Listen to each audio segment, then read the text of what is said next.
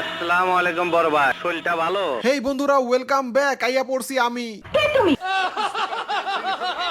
ওকে, বুঝছি, হয় নাই। আবার আবার আবার সো হ্যালো ভাই ব্রাদার, ওয়েলকাম ব্যাক। এবার মিলছে বলেন, শুরু করি। স্যার আপনি একটু বাইরে গিয়ে আবার ঢুকেন, আমরা আপনাকে দাঁড়ায় সম্মান করি। সো হ্যালো ভাই ব্রাদার, ওয়েলকাম ব্যাক। তো কেমন আছো তোমরা? ভাই রে ভাই, কে তুমি? বিশ্বাস করেন না রাসেল ভাই, এই খালাম্মা কোনোদিনও চিনে নাই আমার। সেই 2021 সালে আমি যখন আমার জীবনের প্রথম রোস্টিং ভিডিও বানাই, ঠিক তখনও এই খালাম্মা আমাকে বলেছিল কে তুমি? আর আজকে 2025 সাল, আজকে ওই খালাম্মা আমাকে চিন্তাছে না। বলেন তো ভাই, এটা কোনো কথা? দোষটা কি আমার না খালাম্মার? এটা কোনো কথা? ওয়েল, সো সবকিছু বাদ, এখন কাজের কথায় আসি। মোহন আইলি কে? ঠেলার নাম বাবাজি, আগে আপোষে ডাকলাম আইলি না। আহা, আরে ডিপজল চাচা, এমন কিছু না। আচ্ছা শুনো, অনেকদিন পর যেহেতু ভিডিও বানাচ্ছি, সুতরাং একটু উচিত আমার সবার খোঁজ খবর নেওয়া, কি বলো? তো বলো তো, কেমন আছো তোমরা? আশা করছি তোমরা সবাই অনেক অনেক বেশি ভালো আছো, এবং আল্লাহর রহমতে তোমাদের দোয়ায় আমিও অনেক অনেক ভালো আছি। তোমরা যখন থেকে আমাকে চিনো, তোমাদের সবার পরিচয় হয়তো তখন শুধু একটাই ছিল, যে তোমরা একটা গেমার। তোমরা জাস্ট একটা গেমার, এর বাইরে তোমাদের অন্য কোনো পরিচয় ছিল বলে আমার মনে হয় না। উফ, মায়েরই কি দিন ছিল। কারবারি বরিশাল আর কারবারি নোয়াখালী, কে থাকতো গ্রামে কিংবা কে থাকতো শহরে, কোনো ম্যাটার করতো না। এমন কি কার বয়স 15 কিংবা কার বয়স 25, কোনো ম্যাটার করতো না। জাস্ট যার সাথে যার ভালো গেম প্লে জমতো, তার সাথে সেই স্কোয়ার সারাদিন তার সাথে পড়ে থাকতো গেমে। আর কাস্টম ম্যাচে একবার যদি কেউ কাউকে নক করে লল ইমোট দিয়েছে, তাহলে তো হইলই ভাই। ভারত পাকিস্তানের যুদ্ধকেও হার মানাবে। ওরে বাবা রে বাবা। বিশ্বাস করেন না রাসেল ভাই, ভারত পাকিস্তানের যুদ্ধটাও এত ভয়াবহ না যতটা না ভয়াবহ অবস্থা হইতো শুধুমাত্র একটা লল ইমোট দেওয়ার কারণে। সেই সময়টা আমার জন্য ছিল একটা সোনালী সময়। কি না করছি আমি সেই সময়টা! ইস, কত জনরে কত ভাবে ভরছি, কত জনরে তো আবার পাছায় থাপ্পড় মেরে মার্কেট থেকে বের করে দিয়েছি। সেই ফ্রি ফায়ার গেম কিন্তু এখনো আছে, এখনো কিন্তু অনেক মানুষ আছে যারা কিনা সারা রাত জেগে ফ্রি ফায়ার গেম খেলে। কিন্তু নেই শুধু এখন আমার, শুধু সেই 2019 সাল থেকে 2022 সালের ফ্রি ফায়ার প্লেয়ার গুলো। শুনেছি তারা নাকি বেশিরভাগই এখন আর গেম খেলে না।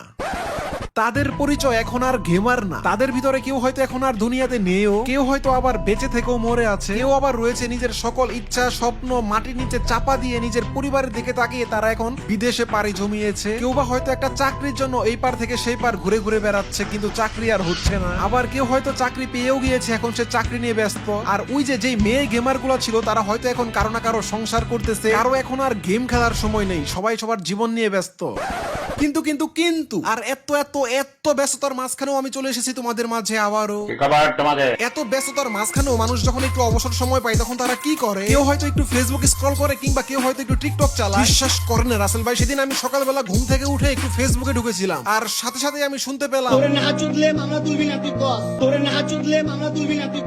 বলেন তো ভাই, এটা কোনো কাম হইলো? ফেসবুকে লাইভে এসে কেমনে পারলো নিজের মায়ের নিয়ে এসব কথা বলতে? আহা, সমাজ কোথায় গিয়ে দাঁড়িয়েছে? সমাজ তো ধ্বংস হয়ে যাচ্ছে। সমাজ কতটা নষ্ট হলে এই কথা শুনতে হয়? এই অসভ্য প্রাণীদের কথা আমি ভুলে থাকতে চাই। কত সুন্দর একটা পরিবার ছিল, এরা মা ছেলে একসাথে কত জায়গায় ঘুরতে যেত। হঠাৎ বুঝলাম না এই মা ছেলের সংসারে কি এমন হইল। এর মতো একটা মহিলা ধর্ষণ মামলা আমাকে দিতে পারে?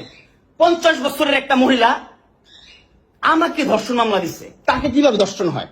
তোকে কিভাবে ধর্ষণ হয়? সহমত ভাই তোমরা যে যাই বলো, আমি কিন্তু এখানে মামুনের সাপোর্টে। একটা মা হয়ে কিভাবে ছেলের নামে 5-5টা মামলা করতে পারে, তাও নাকি আবার একটা ধর্ষণ মামলা? এই মেয়েটাকে ধরে আমার কাছে পাঠিয়ে দাও, ওকে ঝাড়ু দিয়ে ওর পিঠে ক্রাশ করে তাকে আগে মারতাম, কমপক্ষে 3 মিনিট মারতাম। ভাই ফাইজলামি নাটক সব বাদ। আসলে বিষয়টা হচ্ছে ভাই, লাইলার আছে বহুত টাকা, কিন্তু বাড়ার সমস্যাটা হচ্ছে লাইলার শখ জাগছে বুইরা বয়সে কচি খাওয়ার। আর কেন জানি মনে হয় আমার তার কচি খাওয়ার স্বভাবটা অনেক আগে থেকেই আছে, যার কারণে এর আগে লাইলার আরো দুইটা বিয়ে হয়েছিল, একটাও টিকে না। সো জাস্ট এই বডির একটাই দোষ, তার শখ জাগছে কচি খাওয়া। আর তার এই ফাদের শিকার ছিল মামুন।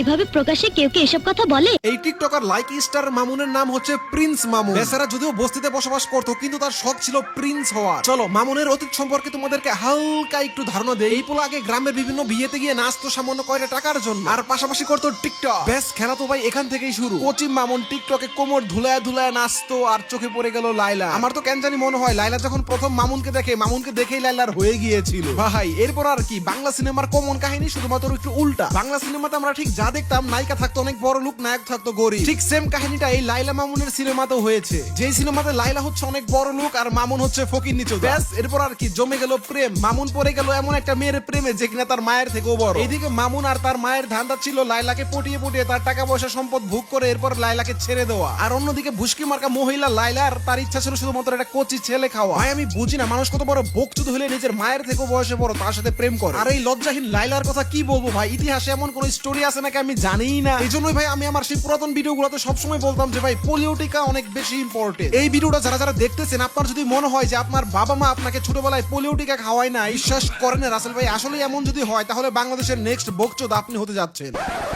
ওহ ভাই রে ভাই, লাইলা মামুনের বকচোদ মার্কা কাহিনী সে কবে থেকেই তো দেখে আসতেছি, এই জন্য অনেক সময় এগুলো ইগনোর করি। মনটা চাই খুললে ওকে মুখের ভিতরে ঢুকায় রাখি, যাতে করে এই বস্তিগুলোর নতুন কোন সিনেমা আর না দেখতে হয়। কিন্তু ভাই কষ্টের কথা আর কি বলবো, সিনেমা একটা দেখা শেষ করি আরেকটা দেখা শুরু হয়। কষ্ট করে জিম করলাম, ওয়ার্কআউট করলাম, আমি কম খাই, আমি এত বেশিও খাই না সবার মতো। সো আমি যদি আমার ফিগারটাই না দেখাতে পারি তাহলে তো এটা কেমন না, এত কষ্ট করে লাভ কি? ভাই রে ভাই, আপনি যাই কোন আর তাই কোন, কথাটা কিন্তু আমার চরম ভাল লাগে। এত লুকোচুরি না করে ডাইরেক্ট পরিচয় দিয়ে দিছে। আপনি যাই ভাবেন না কেন ভাই, এটা বলতে বাধ্য যে মেয়েটার অনেক সাহস আছে। আসলেই কিন্তু সাহস অনেক বড়, হ্যাঁ অনেক বড়।